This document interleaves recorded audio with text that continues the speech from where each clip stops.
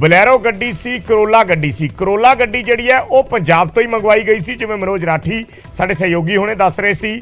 ਔਰ ਕਰੋਲਾ ਗੱਡੀ ਕੋਟਕਪੂਰਾ ਹਾਈਵੇ ਤੇ ਹੈਂਡਓਵਰ ਕੀਤੀ ਗਈ ਸੀ ਕਾਤਿਲਾਂ ਨੂੰ, ਇਹ ਵੀ ਜਾਣਕਾਰੀ ਹੈ। ਸੋ ਹਮਲਾਵਰ ਜਿਹੜੇ ਸੀ ਉਹਨਾਂ ਨੂੰ ਇਹ ਗੱਡੀ ਕੋਟਕਪੂਰਾ ਹਾਈਵੇ ਤੇ हैंडओवर की गई सी। ते ये जिहड़ी बलैरो गड्डी सी, ये बलैरो गड्डी फतेहाबाद तो मंगवाई गई सी। ये दोने गड्डियां मुख तौर पर सिद्धू मूसेवाला दे कतल कांड दे विच वरतियां गईयां ने। इन्हां दोनां गड्डियां ते कातल आए सी, लगातार सिद्धू मूसेवाला दा पिछा कर रहे सी। और जदों जवार के पिंड कोले सिद्धू मूसेवाला जिहड़े अपनी थार खुद चला रहे सी उत्थे पहुंचे तां इन्हां गड्डियां च सवार व्यक्तियां ने इन्हां ने सीधा अटैक कर दिता। कुछ होर तस्वीरां भी असीं दिखा रहे हां, कुछ होर CCTV तस्वीरां ने शक्की व्यक्तियों दियां। उसे गड्डी दी जिहड़ी नंबर प्लेट है वो भी नज़र आ रही है। और उत्थे ये नज़र आए ने एक पेट्रोल पंप ते जिहड़े पहलां ये गड्डी चला रहे सी। यानी या तां ये शक है कि ये व्यक्ति जिहड़े ने ये दोनों उत्थे उस कतल कांड दे विच शामिल हो सकते हैं, खुद गड्डी लैके गए, या फिर इन्हां वल्लों ये गड्डी उन्हां हमलावरां नूं, उन्हां शूटरां नूं, उन्हां कातलां नूं प्रोवाइड करवाई गई। फतेहाबाद कनैक्शन जरूर है इस गड्डी का, क्योंकि नंबर सेम है। बलैरो गड्डी है जिहड़ी जाली नंबर प्लेट दिल्ली दे नंबर दी, दिल्ली दे नाम दी लाई गई सी, उही जाली नंबर प्लेट इस मौके ते भी इस गड्डी ते लगी हुई है। सो 3 दिन पहला हमलावरां ने जिहड़ी है ये मुलाकात कीती सी। ये भी खबरां ने मूसेवाला दे कतल दी प्लैनिंग नूं लैके 3 दिन पहला मुलाकात भी हुई सी, प्लैनिंग बनी सी।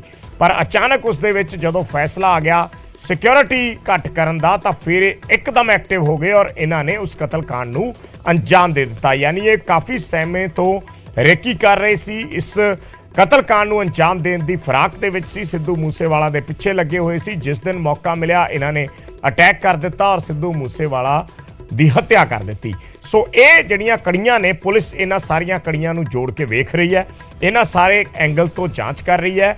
लगभग पुलिस ने वो बंदे जिहड़े ने आइडेंटिफाई किए हुए ने, पर पुलिस क्योंकि उसनूं उदों तक डिस्कलोज नहीं करेगी जदों तक पुलिस किसी सिट्टे ते नहीं पहुँचती। सो ये पुलिस की जांच दे पहलू ने जिहड़ी पुलिस अपने तरीके नाल इस मामले दे विच जांच करती है ताकि वो बंदे सतर्क ना हो जान। ये वो लोग ने जिन्हां नूं पुलिस ने राउंड अप किया।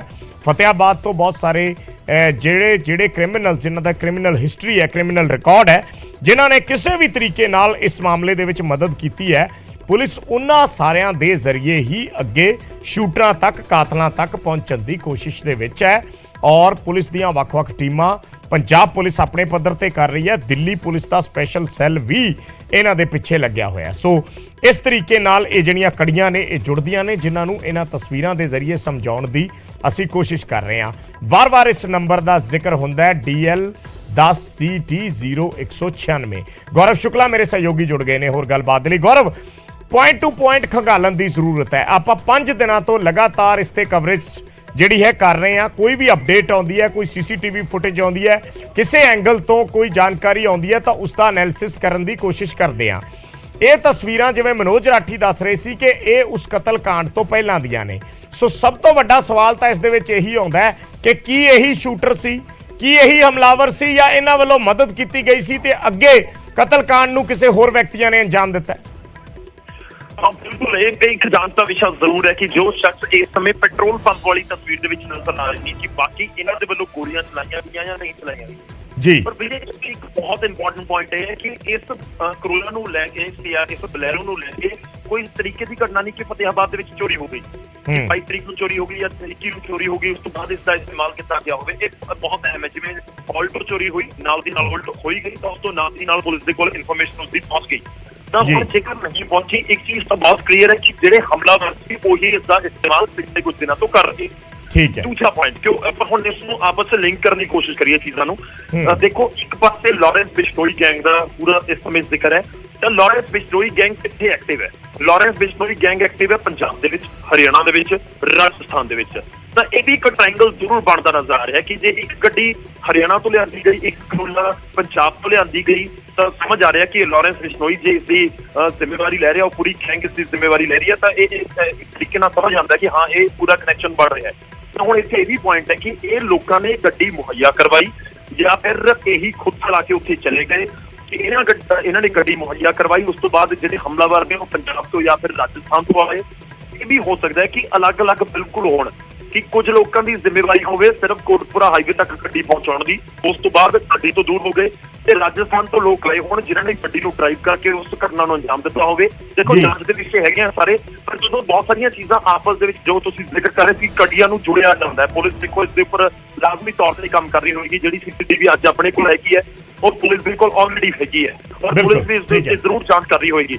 ਔਰ ਬਹੁਤ ਇੰਪੋਰਟੈਂਟ ਇਹ ਵੀ ਹੈ, ਇਸ ਸਮੇਂ ਜਿਨ੍ਹਾਂ ਦੀ ਆਲਟੋ ਖੋਈ ਗਈ ਉਹ ਬਹੁਤ ਇੰਪੋਰਟੈਂਟ ਘੜੀ ਹੋਣਗੇ ਇਸ ਮਾਮਲੇ ਦੇ ਵਿੱਚ, ਕਿਉਂਕਿ ਉਹਨਾਂ ਨੇ ਸਿੱਧੇ ਫੇਸ ਦੇਖੇ ਨੇ ਆਲਟੋ ਜੋ ਚਲਾ ਰਹੀ ਸੀ।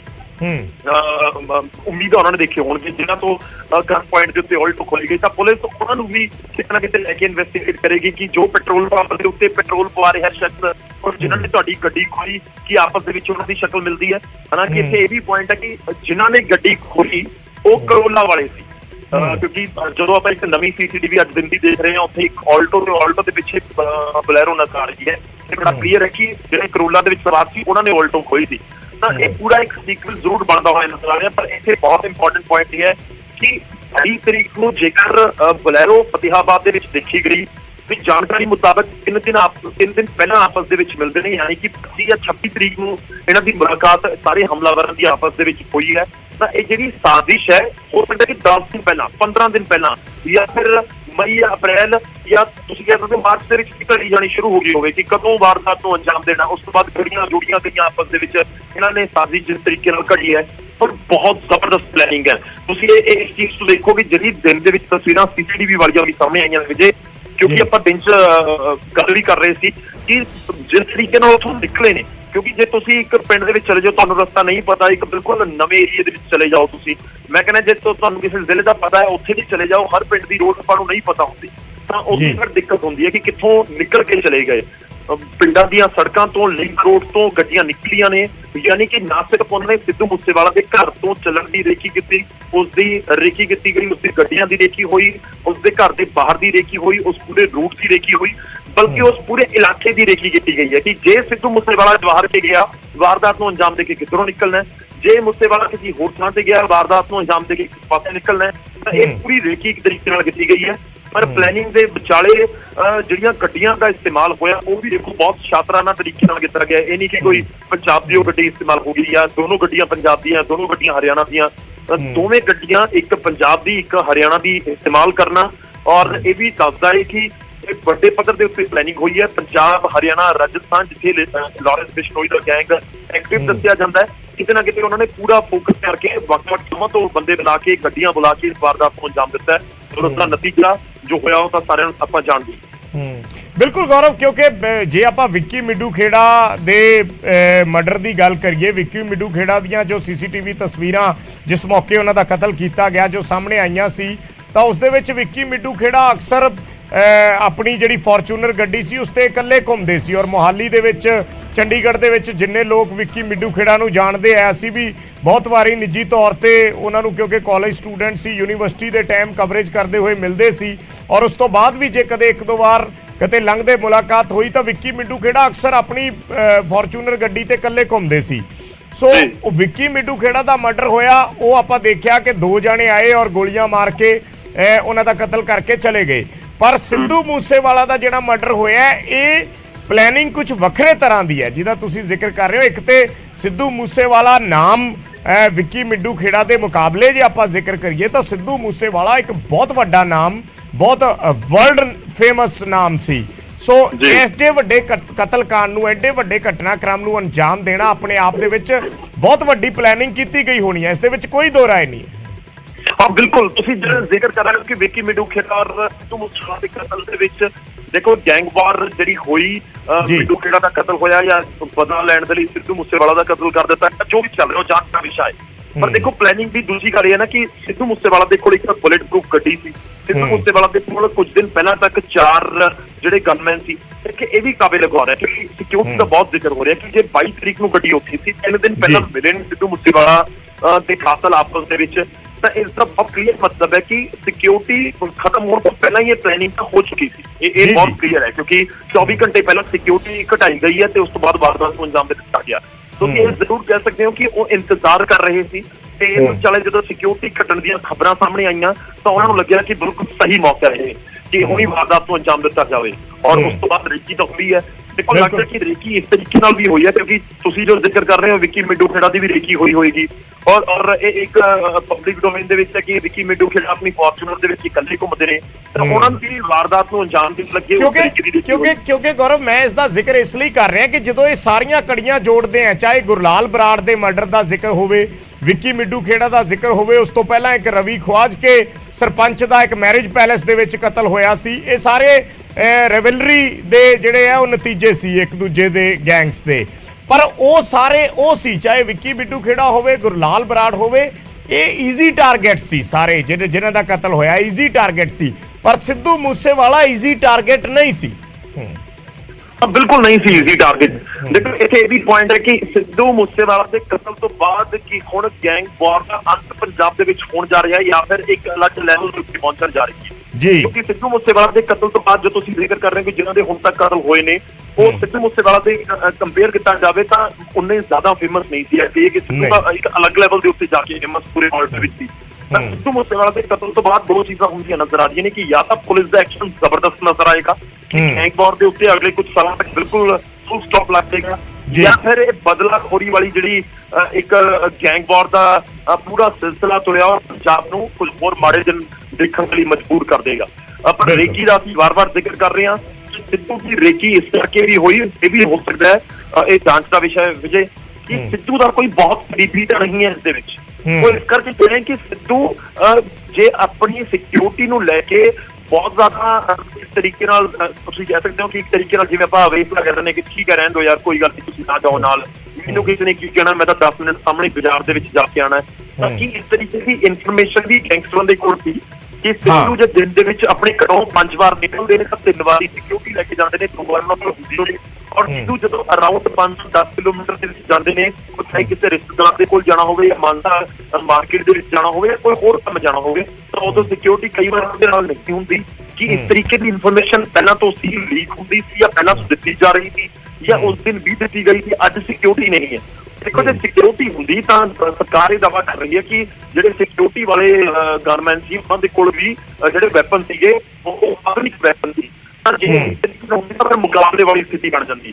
ਹੁਣ ਮੂਸੇਵਾਲਾ ਦੇ ਕੋਲ 2 ਫਾਇਰ ਸੀ, ਉਹਦੇ ਕੋਲ ਸਿਰਫ ਕਾਟਰੀ ਸਿਰਫ 2 ਸੀਗੇ, ਉਹਨਾਂ ਨੇ ਫਾਇਰ ਕੀਤੇ। ਤਾਂ ਜੇ ਸਿੱਧੂ ਮੂਸੇਵਾਲਾ ਨੂੰ ਗੱਡੀ ਦੇ ਵਿੱਚ ਬੈਠੇ ਪਤਾ ਲੱਗ ਗਿਆ ਸੀ, ਜੇ ਗਨਮੈਨ ਹੁੰਦੇ ਨਾਲ ਉਹਨਾਂ ਨੂੰ ਪਤਾ ਲੱਗ ਜਾਂਦਾ ਕਿ ਹਾਂ ਇਹ ਲੋਕ ਪਿੱਛੇ ਨੇ, ਸਾਡੇ ਉੱਪਰ ਫਾਇਰਿੰਗ ਹੋ ਰਹੀ ਹੈ, ਤਾਂ ਆਪਣੇ ਵੈਪਨ ਦਾ ਇਸਤੇਮਾਲ ਕਰਦੇ ਤਾਂ ਮੁਕਾਬਲੇ ਦੀ ਇੱਕ ਸਥਿਤੀ ਦੇ ਵਿੱਚ ਆ ਜਾਂਦੇ। ਇਹ ਇਸ ਤਰੀਕੇ ਨਾਲ ਨਹੀਂ ਹੁੰਦਾ ਕਿ ਆ ਕੇ ਵਾਰਦਾਤ ਨੂੰ ਅੰਜਾਮ ਦਿੰਦੇ, ਗੋਲੀਆਂ ਮਾਰਦੇ, ਦੁਬਾਰਾ ਇਹ ਸ਼ੋਰ ਹੁੰਦੇ ਕਿ ਸਿੱਧੂ ਮੂਸੇਵਾਲਾ ਦੀ ਡੈਥ ਹੋ ਜਾਵੇ, ਇੰਨੀਆਂ ਗੋਲੀਆਂ ਅਸੀਂ ਮਾਰ ਦਈਏ।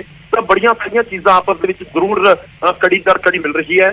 ਔਰ ਇਹ ਵੀ ਹੋ ਸਕਦਾ ਕਿ ਬਹੁਤ ਕੋਈ ਕਰੀਬੀ ਅਜਿਹਾ ਹੋਵੇ ਜਿਸਦੇ ਵੱਲੋਂ ਕੋਈ ਬਹੁਤ ਇੰਪੋਰਟੈਂਟ ਇਨਫੋਰਮੇਸ਼ਨ ਲਗਾਤਾਰ ਦਿੱਤੀ ਜਾਂਦੀ ਹੋਵੇ ਕਿ ਸਿੱਧੂ ਮੂਸੇਵਾਲਾ ਹੁਣ ਨਿਕਲੇ ਨੇ ਜਾਂ ਸਿੱਧੂ ਮੂਸੇਵਾਲਾ ਤੋਂ ਵੀ ਇਨਕਾਰ ਨਹੀਂ ਕੀਤਾ ਜਾ ਸਕਦਾ।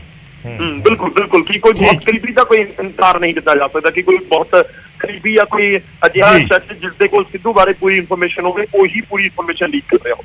ਜੀ ਧੰਨਵਾਦ ਗੌਰਵ ਇਸ ਪੂਰੀ ਜਾਣਕਾਰੀ ਦੇ ਲਈ। ਤਾਂ ਆਪਣੇ ਆਪ ਦੇ ਵਿੱਚ ਇਹ ਬਹੁਤ ਅਹਿਮ ਹੈ ਇਹਨਾਂ ਕੜੀਆਂ ਨੂੰ ਜੋੜਨਾ, ਇਹਨਾਂ ਚੀਜ਼ਾਂ ਨੂੰ ਦੇਖਣਾ ਕਿ ਕੀ ਉਹ ਈਜ਼ੀ ਟਾਰਗੇਟ ਸੀ, ਈਜ਼ੀ ਟਾਰਗੇਟ ਨਹੀਂ ਸੀ। ਪਹਿਲਾਂ ਜਿਨ੍ਹਾਂ ਦੇ ਕਤਲ ਹੋਏ ਨੇ ਉਹ ਈਜ਼ੀ ਟਾਰਗੇਟ ਸਨ ਕਿਉਂਕਿ ਉਹ ਤਾਂ ਕੋਈ ਸਿਕਿਉਰਿਟੀ, ਵਿੱਕੀ ਮਿੱਡੂ ਖੇੜਾ ਦਾ ਜ਼ਿਕਰ ਕਰੀਏ ਤਾਂ ਕੋਈ ਸਿਕਿਉਰਿਟੀ ਨਹੀਂ, ਇਕੱਲੇ ਆਪਣੀ ਫੋਰਚੂਨਰ ਗੱਡੀ ਤੇ ਘੁੰਮਦੇ ਸੀ। ਇੱਕ ਸ਼ੋਰੂਮ ਚੋਂ ਬਾਹਰ ਨਿਕਲਦੇ ਨੇ, 2 ਹਮਲਾਵਰ ਆਉਂਦੇ ਨੇ, ਗੋਲੀਆਂ ਮਾਰ ਕੇ ਕਤਲ ਕਰਕੇ ਚਲੇ ਜਾਂਦੇ ਨੇ। ਪਰ ਸਿੱਧੂ ਮੂਸੇਵਾਲਾ ਦੇ ਕੇਸ 'ਚ ਏਦਾਂ ਨਹੀਂ ਹੋਇਆ, ਉਹ ਇੱਕ ਪੂਰੀ ਪਲੈਨਿੰਗ ਦੇ ਤਹਿਤ ਹੋਇਆ ਔਰ ਉਹ ਪਲੈਨਿੰਗ ਦੀਆਂ ਕੜੀਆਂ ਕਿੱਥੇ ਜੁੜ ਰਹੀਆਂ ਨੇ ਇਹ ਸੀਸੀਟੀਵੀ ਫੁਟੇਜ ਆਪਣੇ ਆਪ ਦੇ ਵਿੱਚ ਜਿੰਨੀ ਵੀ ਸਾਹਮਣੇ ਆ ਰਹੀ ਹੈ ਉਹ ਬਿਆਨ ਕਰ ਰਹੀ ਹੈ ਔਰ ਪੁਲਿਸ ਦੀ ਇਨਵੈਸਟੀਗੇਸ਼ਨ ਦਾ ਹਿੱਸਾ ਹੈ। ਇੱਕ ਛੋਟਾ ਜਿਹਾ ਕਮਰਸ਼ੀਅਲ ਬ੍ਰੇਕ ਲੈਣਾ ਹੈ, ਜਲਦ ਵਾਪਸ ਆਉਣਾ।